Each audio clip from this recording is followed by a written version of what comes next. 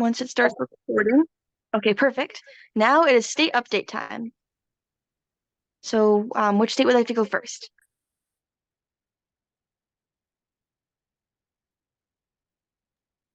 Do you want to start, Dr. A? Or Yeah, North Carolina can go first, but you and Arjun can report out. all right, Arjun, do you want to start or I can? Up to you. I guess I can go first. So for me, I've mostly just been working on continuing on the food security project. And so basically this year I'm focusing more on like barriers to food security and how those can impact like community experience at the food hub. So like for example, if they have problems with like employment or finding like culturally appropriate foods. We can see if those needs are being met by the food hubs or if they aren't being met. And so therefore we could try to find out where we could improve upon their access. And so I've begun data collection and it's been pretty successful so far, but I've only gone to one distribution site, so I'll have to continue going to more. What is your hypothesis, Sergeant? Um, it's more like if we can like basically developing like a better understanding of community experience at food hubs, like basically whether the needs are being met adequately being met. Well, what was it? Can share your research question. I think that might get at what Tom's curious about. Okay. Um,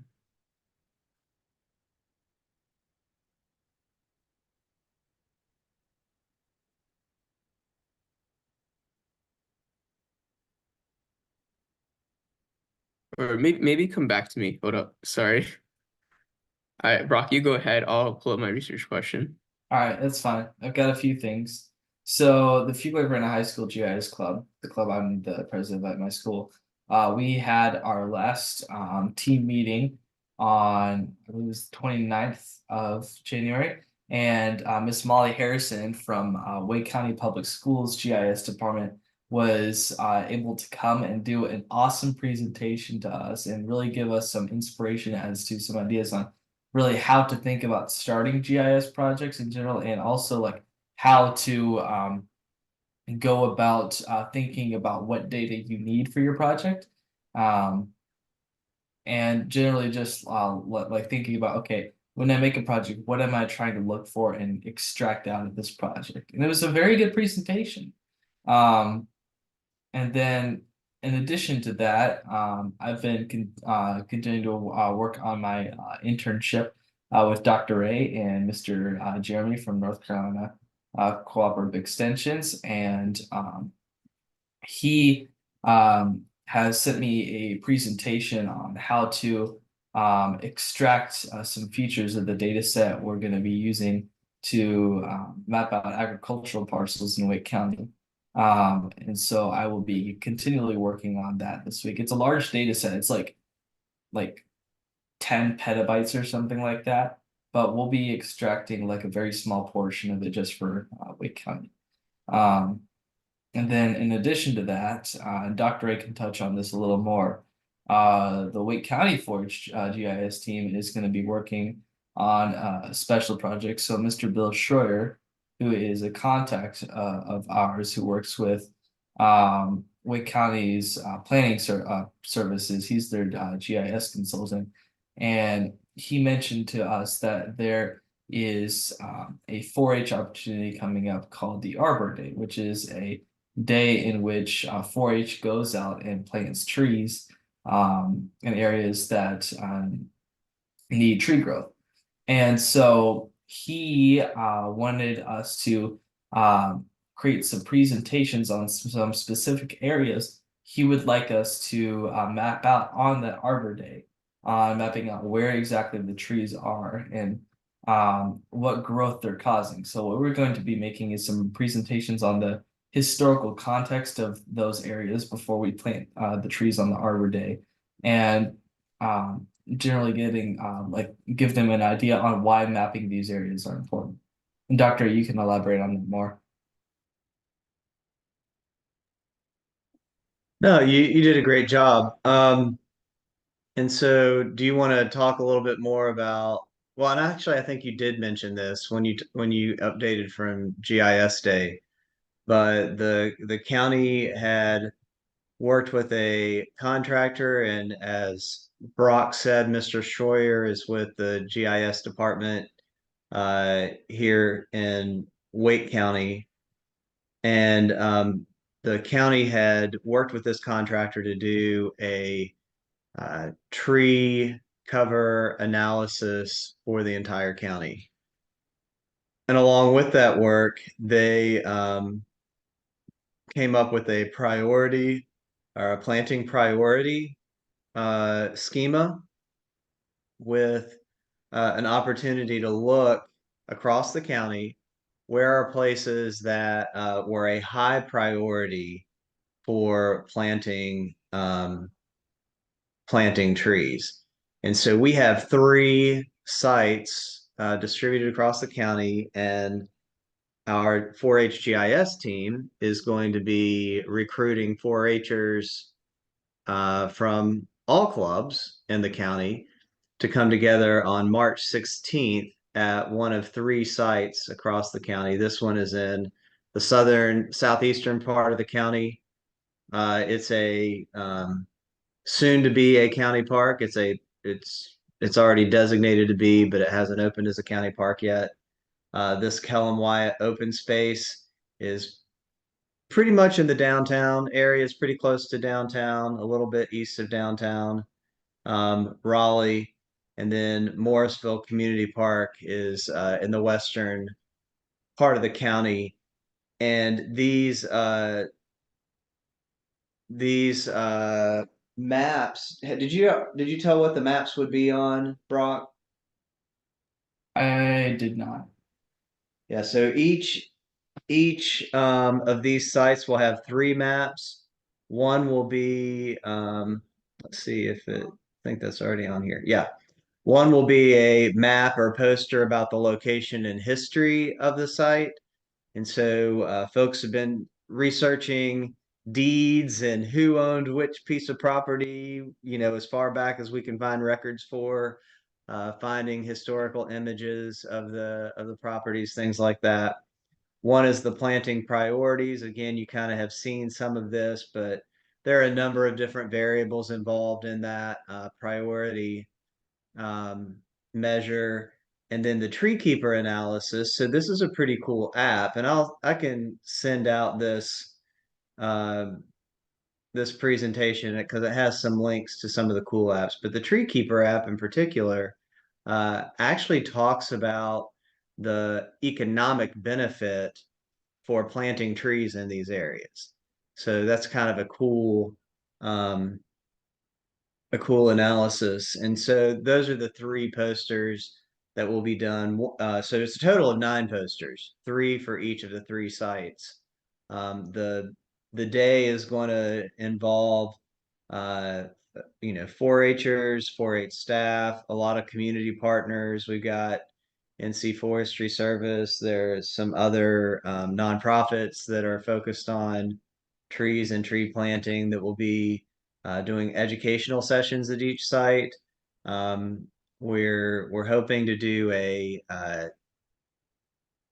teleconnected, like a basically FaceTime type meeting between the 3 sites. So to kind of make it one unified project, even though it's going to be in 3 different locations. But I'm rambling at this point, so that's it. And I will share the slideshow. But there. And I can come back to my research question real quick. So my main research question was how we can use determinants of food insecurity to develop a better understanding of community experience at Wake County Community Food Hubs. And basically what I mean by that is how can we really evaluate the effectiveness of these food hubs, because these food hubs, or which are food distribution sites, basically provide people with food in like prepackaged amounts. And basically they're kind of helping with food security, but we need to, well, my theory was that we needed to evaluate how effective they were at like getting around certain barriers and accessing food.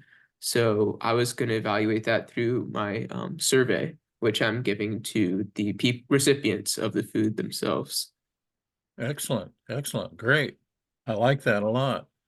Evaluating, are we making any, does it really make any difference that we're doing this?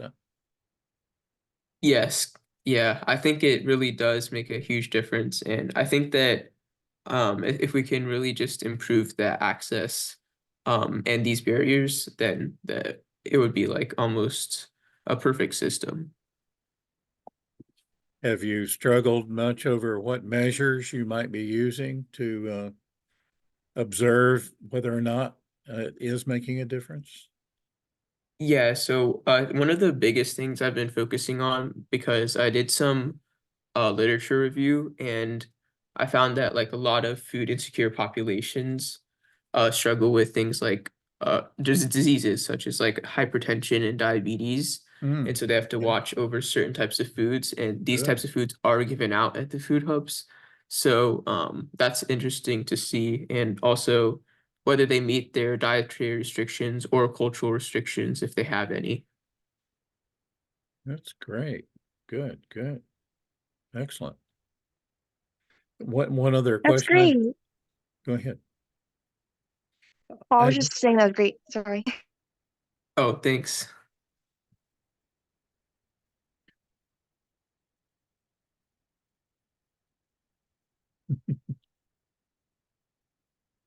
Brock, I had one other question for you.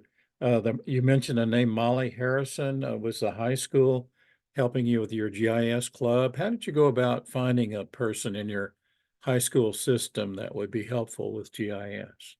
So Ms. Harrison is one of the members of the Wake County um, Public Schools GIS department, and we had actually met at GIS Day. She and I think it was two others, right, Dr. Ray, were had a booth at uh, the GIS day for Wake County Public Schools GIS department. I think Arjun has a picture. They actually had this really fun like geo tracker game where you could actually try and draw the border of North Carolina using GIS software. So that was kind of a highlight of the day. But I ended up talking to her a little bit towards the end, and she like said that they are willing to do presentations. They actually have a form, a Google form that allows you to submit requests if a public school in Wake County wants to have like a GIS learning session. And I did not realize this until like after the presentation, but I'd emailed her a couple times and we gone back and forth about the idea of it. And then we had to like look around like restrictions on which this and that town could become. So yeah, it was just really just reaching out to her and just kind of going back and forth about okay, what works, and then from there developing like how we should go about the presentation. Excellent. So that GIS day was a rich source of um, potential connectors for partners that might help you move forward. Yeah, the Raleigh one is awesome, man. All right, great, great. So we really should encourage our partners and our potential recruits and so on to reach out to people in the GIS Day forums. I mean, maybe we need to do a better job of helping promote that in as a team to potential partners and new startup groups and so on. Thank you. Thank you very much. You're welcome. So, North Carolina and California have gone, I believe. Is anyone else ready to go? I don't think California has gone yet, but I can. Oh, sorry. Yeah, no problem. Um, so for California, what we've done is so me and Puneet have been working with our high schools to start a club because we did. It's kind of hard to schedule meetings at our schools just because a lot of the classrooms are being taken up for other after school stuff. But we started working on having a similar meeting between both our high schools because they're close by, and so we're gonna try to have like start a club and have meetings like once a month. And then we also started to work with our district so that we can go to like elementary schools and start to like possibly introduce the idea to like some fifth graders. And along with that, I believe Sudi's been trying to talk to someone named Nikhil Balgri in order to also have another mentor in our state. Right. Busy recruiting, huh? Yeah. Super. All right. So I believe North Carolina, California. I'm not sure if South Carolina has gone yet. Yeah, I'm here. Yeah. All right. We are waiting, we're waiting for a grant to be confirmed by U.S. Department of Agriculture. And so we're still on hold. And the reason I say we're waiting is because the people who are actually waiting at College of Charleston has a GIS lab, and they're going to update the locations of food throughout the state, and hopefully 4-H will be able to participate in this, in some part of it, of mapping where the food is. And so that's our update.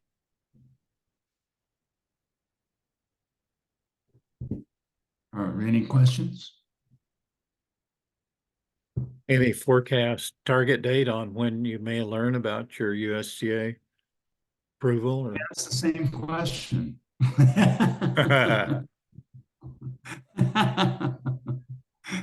and I got the same answer. A laugh, huh? No, it wasn't a laugh. It was more of a respectful no, we're just waiting. We think it could happen within a month. Oh, good. Well, that's reasonable. Yeah, and that was the same answer as last month. I did find, Michael, some contacts over at the University of South Carolina Department of Geography Yes. that are willing to identify some high schools that they think have potential interest in having a geography food security efforts. And I think I will forward on to you some of that information. Maybe you can. You already did, Tom. Yes. I got the email. Thank you. Oh, good, good. Okay, good. And they seemed like there were 2 or 3 leads in there that might be good prospects for high schools who might be interested in partners. Yeah, I read over there and did some research on it, and really appreciate that. But I think this USDA grant, when it comes through, that's really the driver for all of it, because they're remapping the entire state. Their most recent project was called Growing Local South Carolina, Growing Local SC. And that was 2021, but the data now is all 3 and 4 years old. And so the project itself is updating the data. And so this is perfect. Great. All right, thank you. Up next, I believe is Colorado.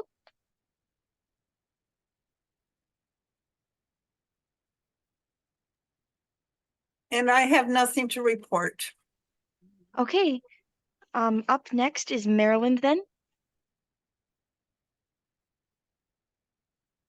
Tom is in Maryland, and we've been talking with the 4-H state office. There is an individual who is responsible for programs called STEM, science, technology, engineering, mathematics initiatives within the state Maryland 4-H group, and we're hopeful that there'll be a springtime forum of adult and youth volunteer leaders that will get to make a presentation to and try and recruit some new initiatives for 2024.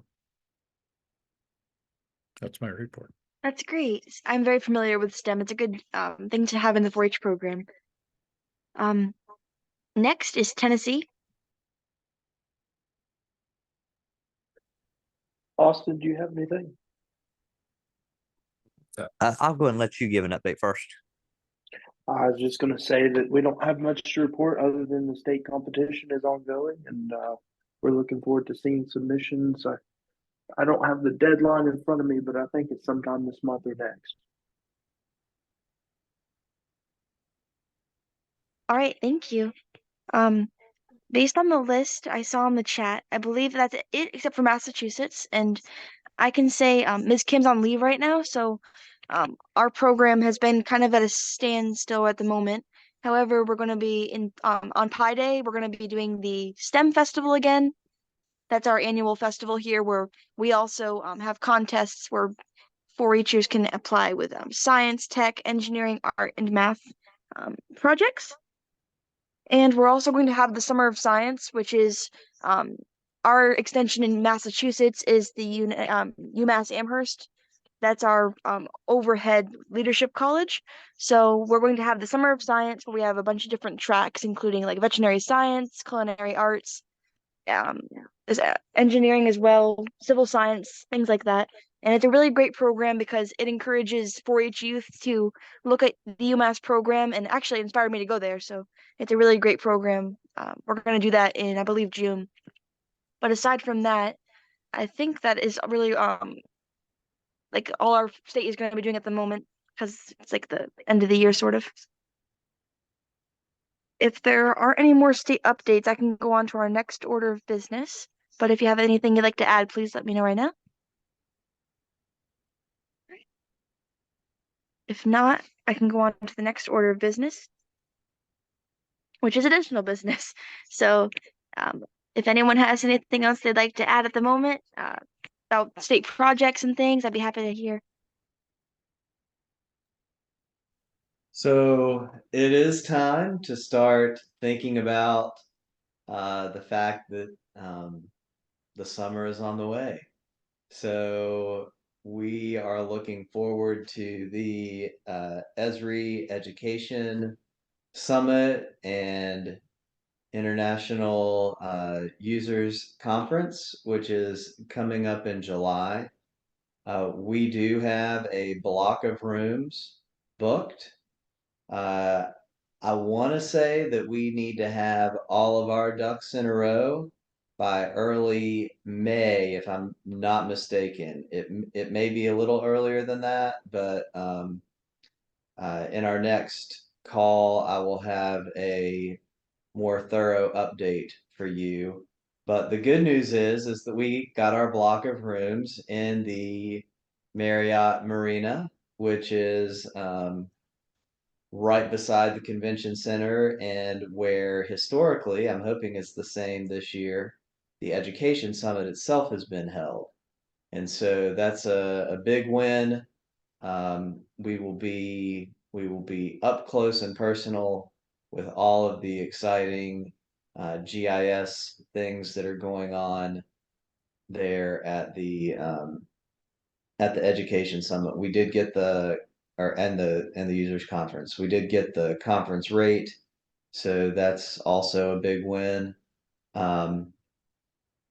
We have some details to work on in terms of service projects and things like that, but go ahead and start talking within your state teams, thinking about your travel plans, setting those dates aside, making sure that this is a priority.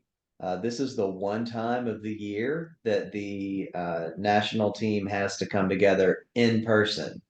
And so obviously we meet every month virtually, but our in-person meeting is once a year in San Diego. And so I'm really hoping that all of you and potentially even some additional teams that aren't on the call yet would be able to join us. The way the costs break down, so the conference registration fee is complimentary for you as a gift from Esri.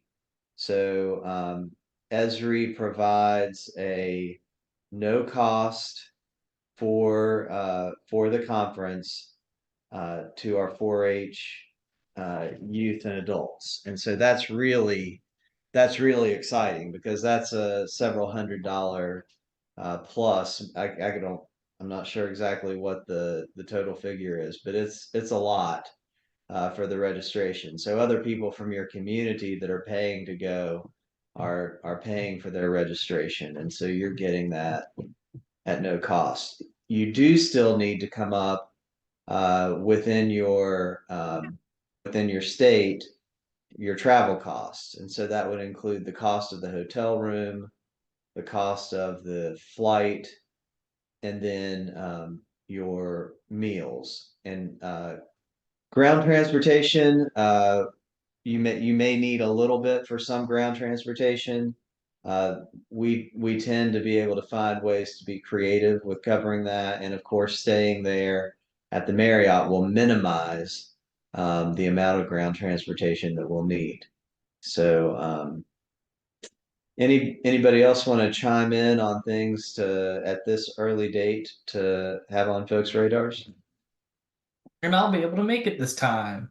Yay! But yes, it is an absolutely fun experience. I was able to go between the summer of my freshman and sophomore year, and I can tell you it is an absolutely fantastic experience, just the education summit alone, not to mention the actual conference, like in its entirety. And I would highly recommend that if you are able to go, because it is a for a high schooler, it's like maybe four in a lifetime opportunity. But it is truly, I tell you, like unique every year. Like just seeing what they do, it is incredible. Brock, I like that enthusiasm. This is Tom. I was talking informally last week to a man who is responsible for helping organize a part of the ESRI conference in San Diego, whose name is Charlie Fitzpatrick, a long, a several decade long employee of ESRI. And he said, Tom, do you think the youth team might be interested in coming back to San Diego this summer for that? I said, absolutely. And I said, what do you anticipate that the exhibit area that we've had our youth be able to put up their maps that they've created in their own communities would be a possibility? And he said, yes. In fact, they just talked about that earlier that week, wondering if that space that had been provided in 2023 would be be a good way to go again in 2024. And I hadn't not had an opportunity to talk with this group about that update, but you all may want to discuss that. But I said initially, I think that that would be a great opportunity for us to exhibit again, like we did in 2023. Others on the call might have different ideas, and certainly let's pursue that if there are additional ideas that we'd like for ESRI to consider. Yeah, and I will say if you have a map, do set it up in the map gallery. Like it is an awesome experience, not only just being able to see other people's maps, but also being able to share your map with other people. That night, I think I had like maybe 20, 30 people come up. Like there was a lady who was with like who was like a GIS instructor in Sweden with like one of her students that came up. There was like a couple British students that came up who were with like Esri's UK office. There were like several professional GIS consultants who are all just like interested in your map. Like, and that is the most awesome experience ever. Just being able to like see other people nerd out about your map and you being able to nerd out about their maps too. It is just awesome.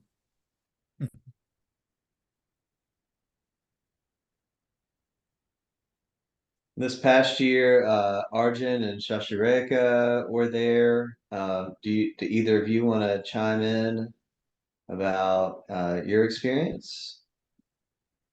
Yeah, I would say it's a really great experience. I mean, I met a lot of different people from like a lot of different fields, and I didn't really know like just how many fields GIS were in, but I got to experience like a lot of different unique opportunities there. So it was definitely like probably one of the coolest things I've been to.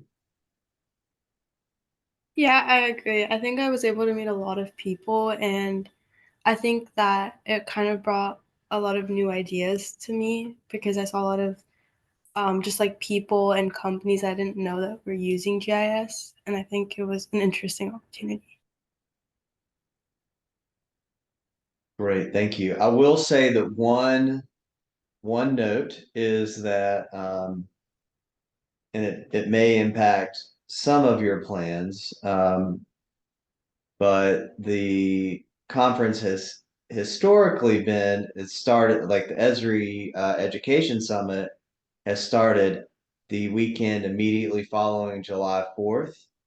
It's actually one weekend later this summer. So the first day of the Education Summit is July 13th. So it's a little bit later of a start this year.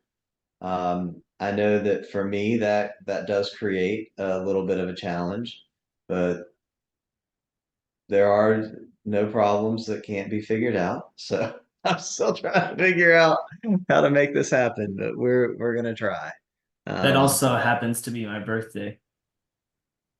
You know what? We always end up celebrating your birthday on this trip, one end or the Yes, other. we do. Now the thing is, given that I did not know that, I actually will have to check with my parents on whether or not I'll be able to go based on that because I know around that time of the year we go to the beach. So I will have to see if we will be able to go, and if I am not able to go, I'm sorry, and I will try to go my senior year. But Esri can be weird sometimes. Yeah. So just so you have that on your radar, if you were planning on like if you had heard that it was around that July 4th week, it is not this year. It's one week later. So that's all I have for that part of the additional business. All Last right. time, last time I was in California, they still had beaches there. You know? Maybe I not mean, after the storm this week. I don't know. true, but I mean the beach is like one of the few times of the year I also get to see extended family. So I mean, it's kind of a thing where my parents like, you gotta go. So Got it. All right.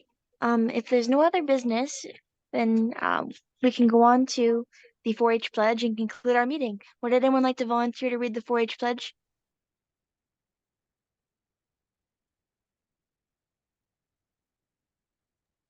Going once, going twice. Okay, I'll do it. Okay. So the 4-H pledge goes, I pledge my head to clearer thinking, my heart to greater loyalty, my hands to larger service, and my health to better living. For my club, my community, my country, and my world. All right, everybody. Thank you so much for coming. I hope you all have a really great night. yeah, Great job facilitating tonight. Thank you. Great job. I'm gonna Who continue facilitates recording. next time? Who Thank facilitates you. next time? Have a great evening.